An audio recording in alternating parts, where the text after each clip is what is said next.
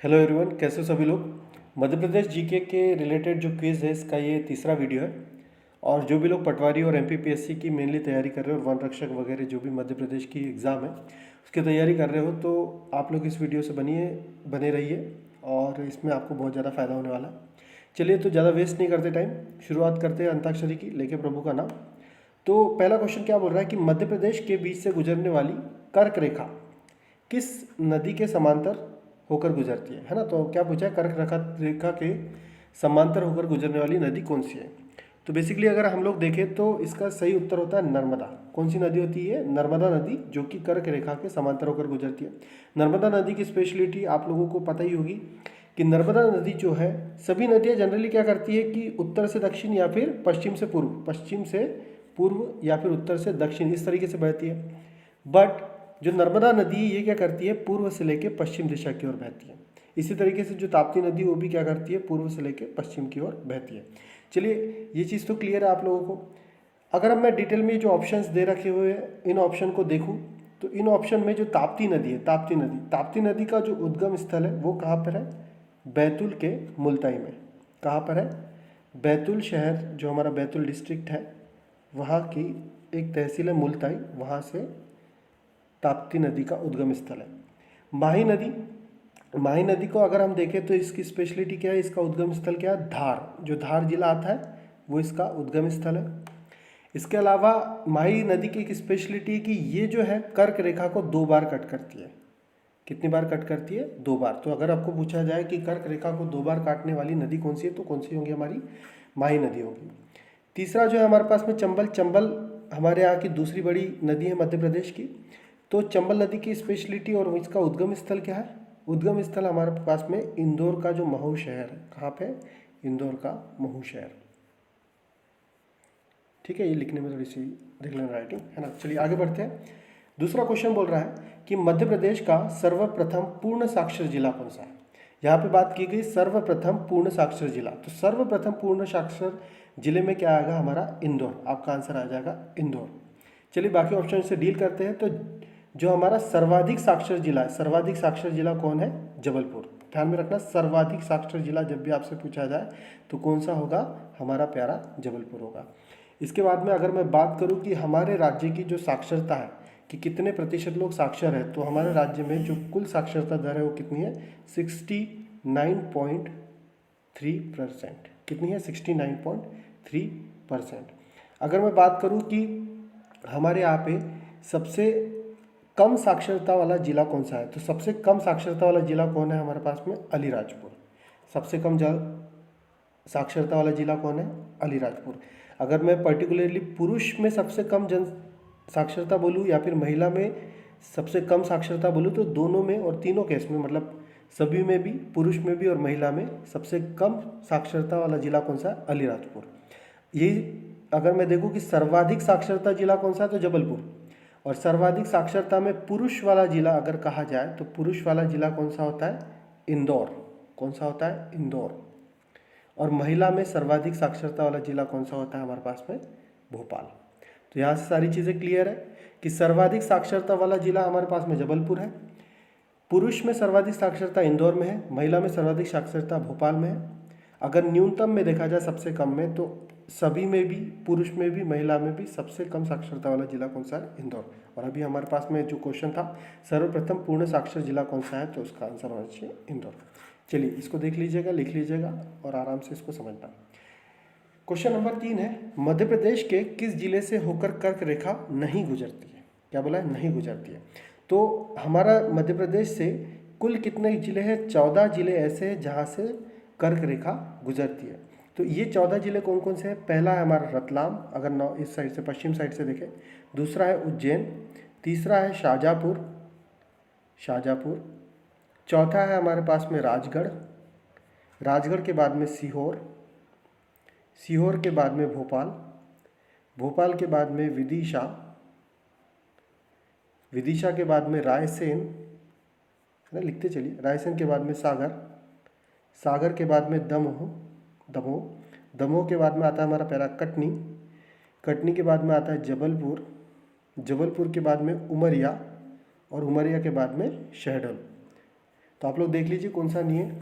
कटनी से भी गुजरती है, जबलपुर से भी गुजरती है, भोपाल से भी गुजरती है, तो इसका राइट आंसर होना चाहिए खंडवा, है ना, खंडवा।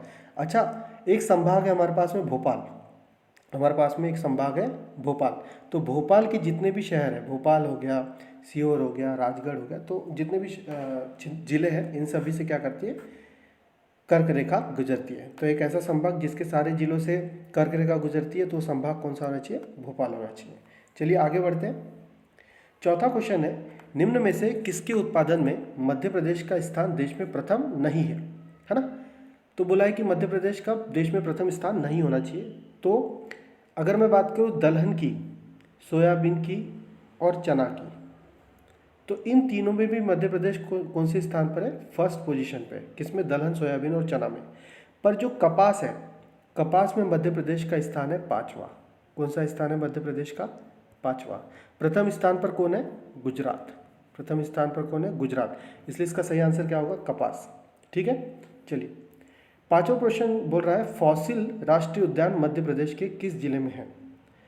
तो यहाँ पे 2 बार हो गया शायद ना, हाँ 2 ऑप्शन हो गए, चलिए कोई दिक्कत नहीं। तो फॉसिल राष्ट्रीय उद्यान मध्य प्रदेश के कहाँ पर है, मंडला में।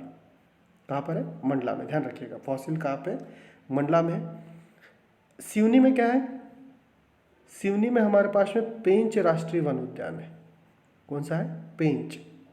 शिवपुरी में क्या है, शिवपुरी में हमारे पास में माधव, माधव राष्ट्रीय वन उद्यान, है ना, नेशनल पार्क जिसे कहते हैं। तो मंडला में हमारा कौन सा राष्ट्रीय वन उद्यान है, फॉसिल्स वाला। चलिए नेक्स्ट आता है हमारे पास में, मध्य प्रदेश की उत्तरी सीमा चंबल द्वारा निर्मित होती है ना। इस प्रदेश की दक्षिणी सीमा किस नदी से बनती है। तो हम लोग अगर मध्य प्रदेश की बात करें तो मध्य प्रदेश में कैसा सिस्टम है, ये हमारा मैप हो गया है ना, थोड़ा सा मैं गलत ही बनाता हूँ पर देख लेना जो भी है। तो चंबल नदी क्या करती है, इधर से जाती है, एक बार राजस्थान में इंटर करती है और फिर यहाँ से ऐसी बाउंड्री बनाते हुए निकलती है। तो चंबल नदी तो उत्तर की बाउंड्री बनाती है। पूछ रहा है कि दक्षिण की सीमा किस नदी से बनती है। तो दक्षिण की सीमा बनाने वाली नदी हमारे पास में जो है उसका नाम है ताप्ती। दक्षिण की सीमा बनाने वाली नदी कौन सी है, ताप्ती। तो इसका सही उत्तर क्या होगा, ताप्ती। अगर मैं बात करूं नर्मदा की, नर्मदा के बारे में आप जानते हैं, इसका उद्गम स्थल अमरकंटक है। अमरकंटक यहाँ पे अनूपपुर जिले में आता है। कौन से जिले में, अनूपपुर जिले में। और अमरकंटक से निकलती है।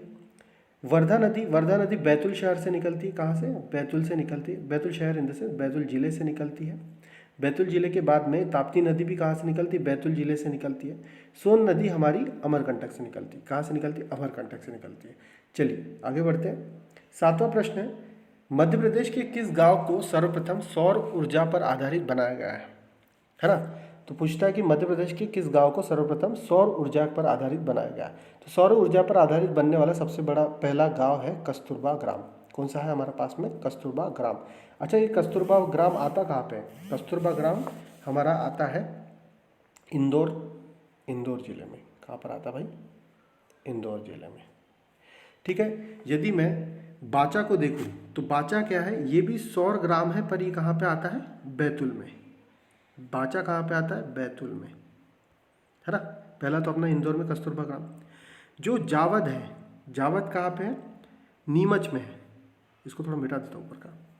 जावद कहाँ पे, नीमच में है। पर ये सौर ऊर्जा से रिलेटेड ऐसा है कि यहाँ पे सौर ऊर्जा का संयंत्र है। जावद जो कि नीमच में है, वहाँ पे सौर ऊर्जा का संयंत्र है। इसकी क्षमता 151 मेगावाट है ना। क्षमता के साथ में पढ़िए ताकि, क्योंकि आपको याद रहे। तो जावद कहाँ पे, नीमच में है, 151 मेगावाट है। कस्तूरबा ग्राम सौर ऊर्जा आधारित पहला गांव है। बाचा कहाँ पे आता है, बैतूल में आता है। अच्छा, सिंगरौली, सिंगरौली क्या है, सिंगरौली हमारी मध्य प्रदेश की ऊर्जा राजधानी है।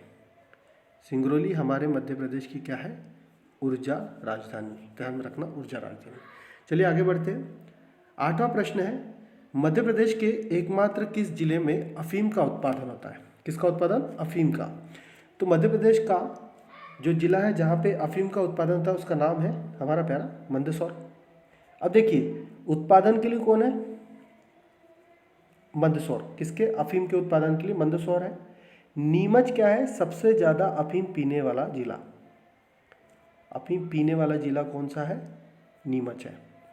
इसी तरीके से अगर मैं बात करूं, ये तो हो गई अफीम की बात। अगर मैं बात करूं गांजा की, किसकी? गांजा, है ना, जो अफीम, चरस, गांजा ये सब है ना।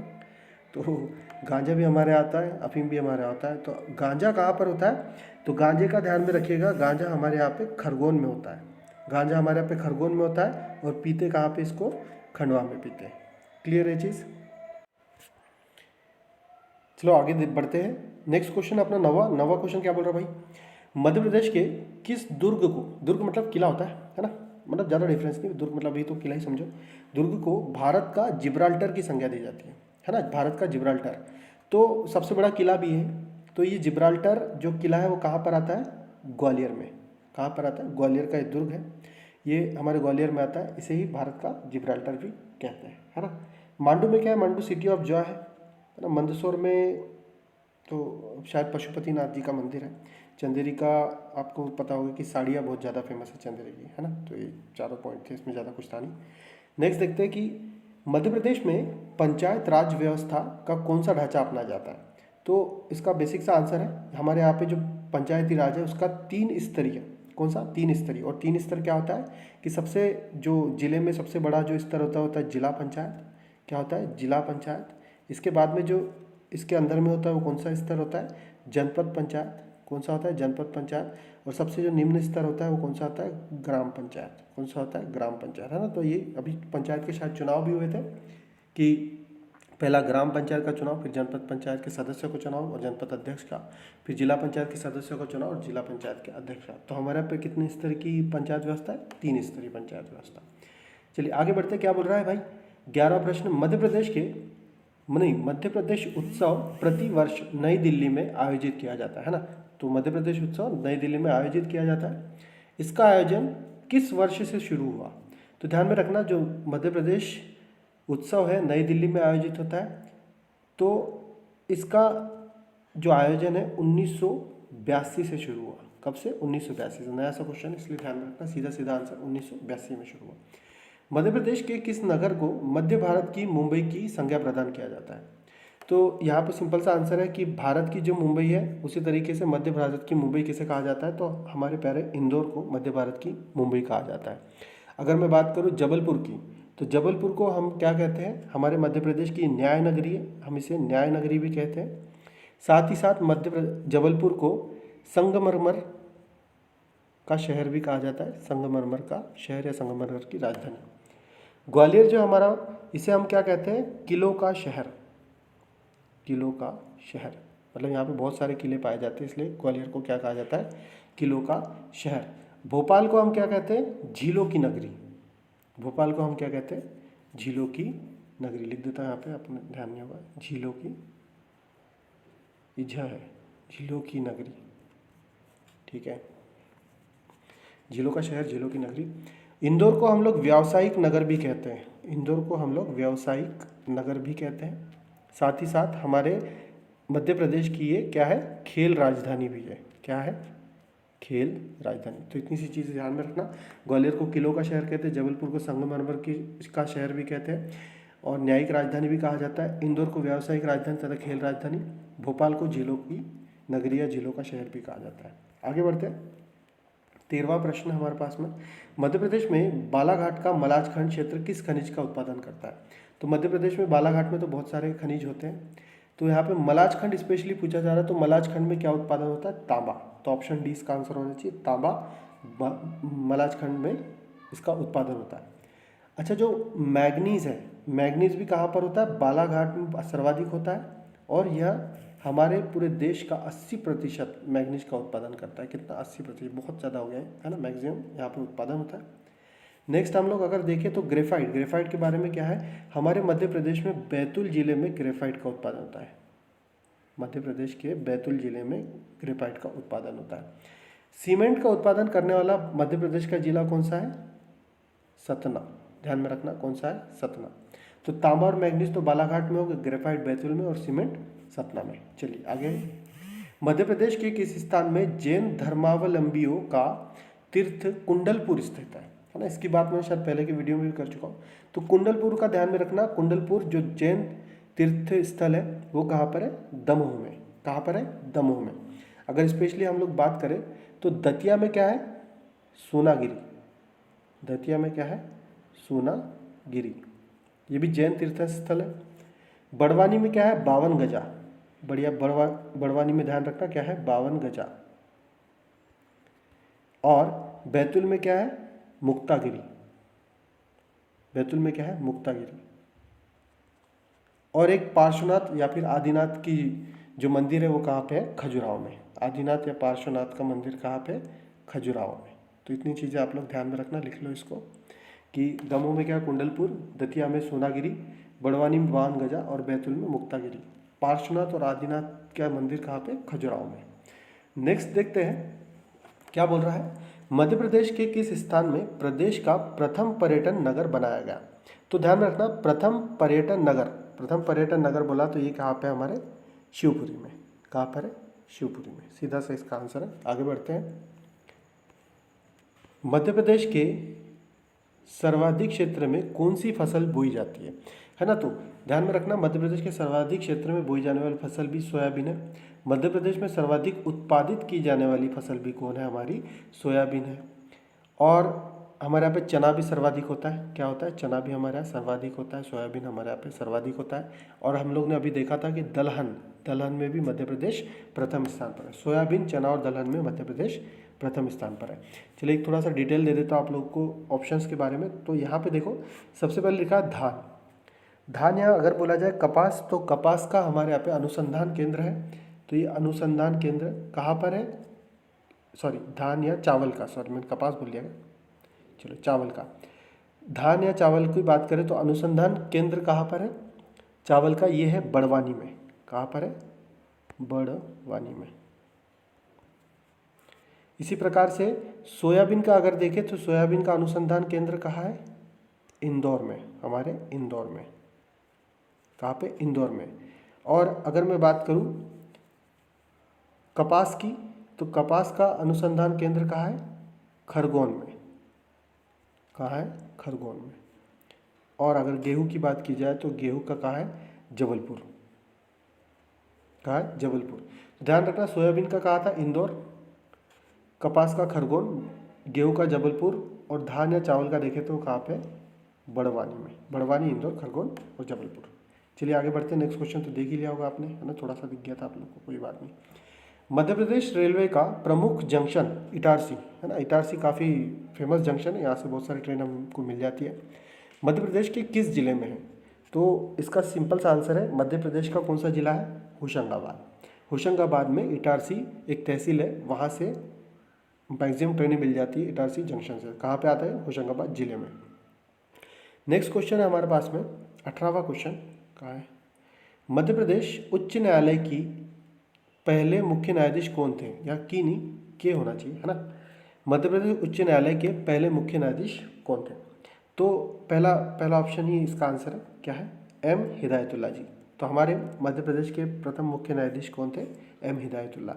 ऑप्शन में देखिए, यदि पंडित रविशंकर शुक्ल, कौन है पंडित रविशंकर शुक्ल, हमारे प्रथम मुख्यमंत्री, चीफ मिनिस्टर साहब, प्रथम चीफ मिनिस्टर साहब। शंकर दयाल शर्मा, आपने इनका नाम सुना होगा, ये हमारे मध्य प्रदेश से बनने वाले राष्ट्रपति हैं, हमारे मध्य प्रदेश से बनने वाले राष्ट्रपति हैं। अच्छा, इनका जो जन्म स्थान है वो कहाँ पे, रायसेन में। कहाँ है, रायसेन में, ठीक है। पट्टाभी सीतारामैया, इनका नाम तो आप लोगों ने सुना होगा शायद। पट्टाभी सीतारामैया कौन है, हमारे यहाँ के प्रथम राज्यपाल, फर्स्ट राज्यपाल, है ना, फर्स्ट राज्यपाल। तो ये सब बड़े बड़े लोग हैं, है ना। तो हमारे उच्च न्यायालय जो कि जबलपुर में स्थित है, उच्च न्यायालय कहाँ है, जबलपुर में। इसके पहले मुख्य न्यायाधीश कौन थे, एम हिदायतुल्ला। पंडित रविशंकर शुक्ल हमारे यहाँ के पहले सीएम थे, फर्स्ट मुख्यमंत्री। शंकर दयाल शर्मा हमारे मध्य प्रदेश से बनने वाले राष्ट्रपति है, जो कि रायसेन के रहने वाले थे। पट्टाभी सीतारामैया हमारे मध्य प्रदेश के पहले राज्यपाल हैं। चलिए आगे बढ़ते हैं। महाकालेश्वर मंदिर कहाँ है, महाकालेश्वर मंदिर सभी ने सुन रखा होगा, महाकाल जी, जो कि शंकर जी के तरह से है महाकाल जी। तो महाकाल जी का मंदिर कहाँ पर है, उज्जैन में। कहाँ पर है, उज्जैन में।